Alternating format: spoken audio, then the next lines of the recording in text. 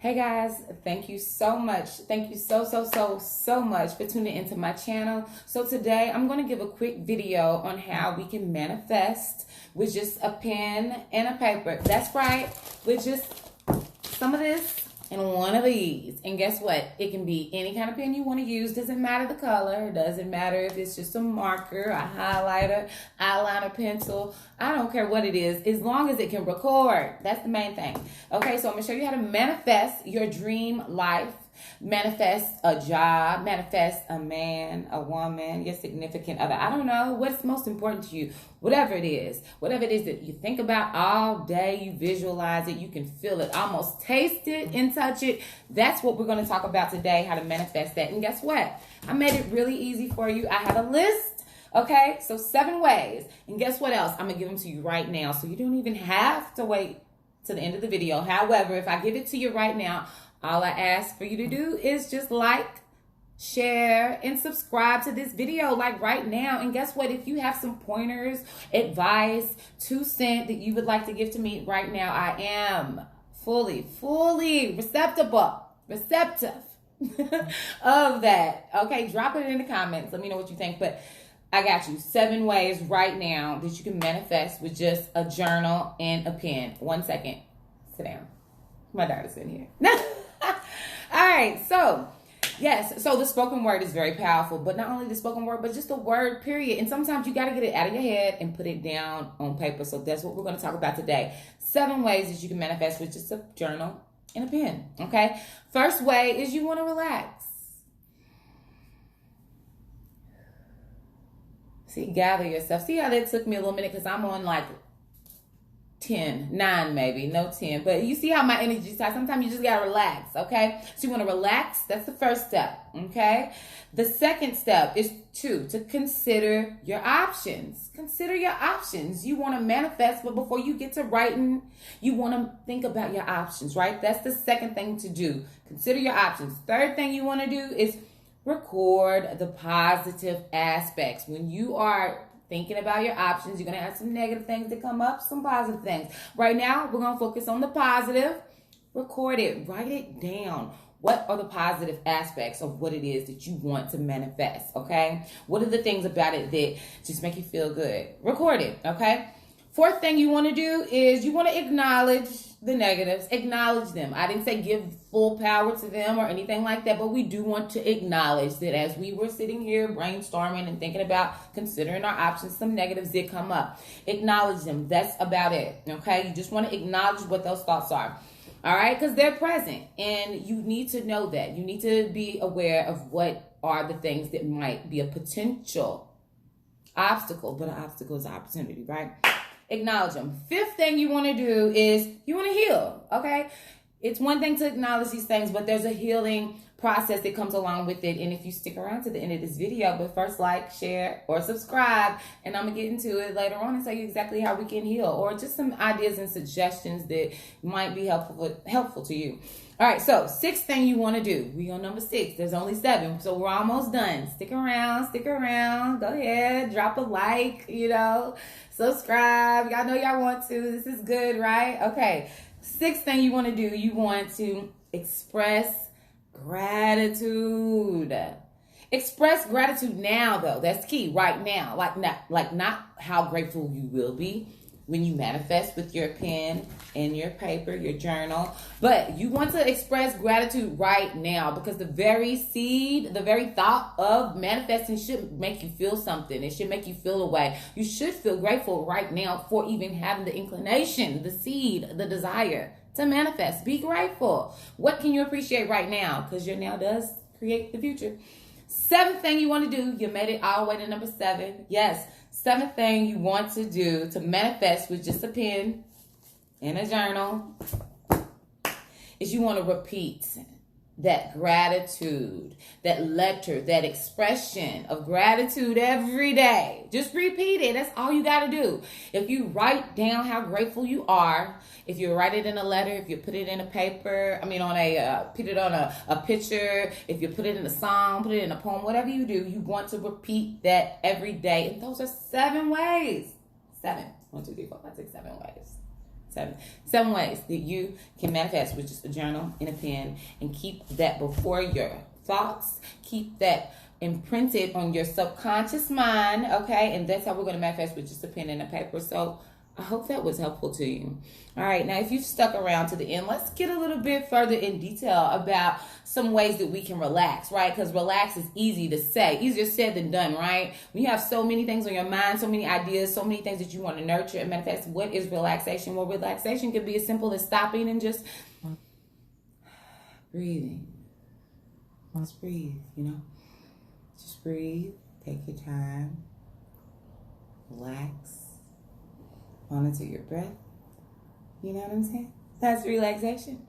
And when you do that, what you will find is that you are able to channel through a clear thought, okay? You can better separate your ideas and your thoughts in your mind and your beliefs. You can better separate those from what it is that you truly feel about those beliefs and those thoughts and ideas. You get a better compass when you are not in a state of anxiousness, anxiety, of stress. A lot of times when you want to manifest something quickly, you'll find that you are way too anxious and not relaxed enough to even be able to channel a clear thought to allow you to get that next seed of inspiration, right? To even take inspired action. So just relax. A couple ways you can do that. Meditate. If you need a great meditation, I always will leave a link in the bottom of in the description where you can tap into this meditation that might help you prime your mind to be able to be receptive of those inspiring ideas that will come once you are able to relax your mind. Okay, so yes. And then on the second thing that you can do as far as relaxation, bubble baths. I am all about some bubble baths, okay? Because, when you were in your mother's womb, you were in water, honey. It's something about that water that flows. Something about getting into it and relaxing your mind, allowing yourself to just, cleanse yourself of all the things that just tend to keep you on that rat race, your mind constantly going. Just slow yourself down. So yes, that's another way to relax. So second thing you want to do, consider your options, right? You want to consider your options before you start writing down what it is that you want, setting your intentions, right? Because you want to be as clear as possible. So as you consider these options, as you're thinking about the things that you're wanting, you're going to find that there are things that come up that may try to discourage you from that for one reason or another. So we'll call those negatives or positives, right? But as you consider your options of what it is that you want to manifest and why you need it, how soon you need it, why do you need it so soon. These are the things you want to consider. And a good thing to do during this time of considering is, again, be in a state of relaxation. Get away from the ebb and flow of your normal day, of whatever that normal pattern is that you usually do. You want to sit still and allow yourself to be able to, allow those thoughts to be able to come up and you be able to deal with them and decide what it is that you want to do. So again, consider your options. Ways to do that is, again, to withdraw from the normalcy of every day. To consider your options, your thoughts. You got to break away from some of the options, thoughts, and the ideas of others at times to really get into what it is that your inner guidance system is telling you, right? Your intuition.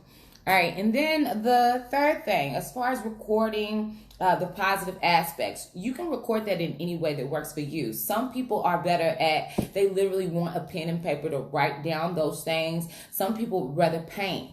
Some people are a little more creative, I can't say a little more, but, maybe they are more creative in terms of symbolism and colors and really expressing the sentiment of their heart through photos, or maybe to have something before your eyes, not words. Maybe you need to see a certain number that represents something to you. The third thing you want to do is you want, like I said, when it comes to recording down those positive aspects in whatever way is best for you, whether it is blogging, writing it down. Again, this is within your own, for your own self. okay? Because this is all private. This is in the private think tank. This is your intuition that we're strengthening. This is your ability to set intentions that we're strengthening. So this is a personal thing, right? So you don't want to express these things out for everyone to see when you are in that incubation period, when this is something that you're working on the inside before you share with everybody else, right? So record it in some way that's symbolic and speaks to your heart, okay? Speaks to you. It really carries the essence of how you feel about it. Fourth thing, acknowledge the negatives, right? The reason we want to acknowledge the negatives is because they are very present. They always have been present, most likely, if there's things that you find yourself continuously dealing with to hit that next stage or to manifest that next thing in life. There is always a negative aspect or a fear or doubt or worry that could come up, or an obstacle. Because when you go to new levels, you know what they say, new devils, right? But what is a devil? A devil is something that we've given over control to, right? So you need to know what it is that you have given over control to. What thought patterns have you allowed to really get rooted in your mind? Maybe they were thought patterns that were planted in your mind from things that were at once out of your control. But now that we are no longer, children, we are fully empowered and able to make new decisions and instill new belief systems and patterns. This is something that we can acknowledge so that we can deal with it, right? So acknowledge those negative thought patterns that come up in seeds of doubt, shame, ungratefulness, complaining, anything that comes up while you are in the midst of considering your options. Let's go ahead and acknowledge that. Acknowledge that first in your mind. Address it. Acknowledge, I see you, okay? I see you doubt. I see you worry. I see you fear. Acknowledge it, because we want to face it head on, right? Fifth thing is healing. How do we heal? Once we've acknowledged it, then you heal by facing it head on. Speak to that from a space of courage, right? From a space of power, from a space of knowing that the life, the love, the joy, the higher vibration within you is more powerful, more potent than that energy that is from a lower space, that is more slow moving, more on the brink of death, meaning that the slow, non-transformative energy, that energy that is so slow moving that it can hardly get up the pace to move on the level that is that is in alignment with your desires, right? We're speaking in terms of something coming to an end. It has to be coming to an end if you still are in a space of joy, desiring. These are higher vibrations, even if it makes you mad. Okay, these old thought patterns, you got to heal from that, right? We're going to heal from that by facing it head on, and a great way to do that with just your pen and your journal is to write a letter, okay? You want to write a letter, right? To yourself. A letter to yourself explaining to yourself as to why you no longer can allow this thought pattern, thought form to rule over you in your life and remain a blockage or obstacle between you and what you desire. Is it scary for you to do that? To speak to yourself in such a way that empowers you and decides that there is no more passes for those thought patterns, no more allowance, no more energy will be given to this. You're serving notice, okay?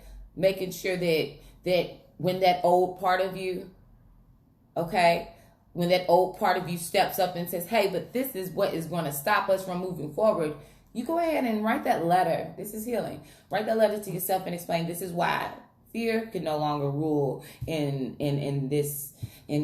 my life, okay? Write it out. Say it. Call it out, right?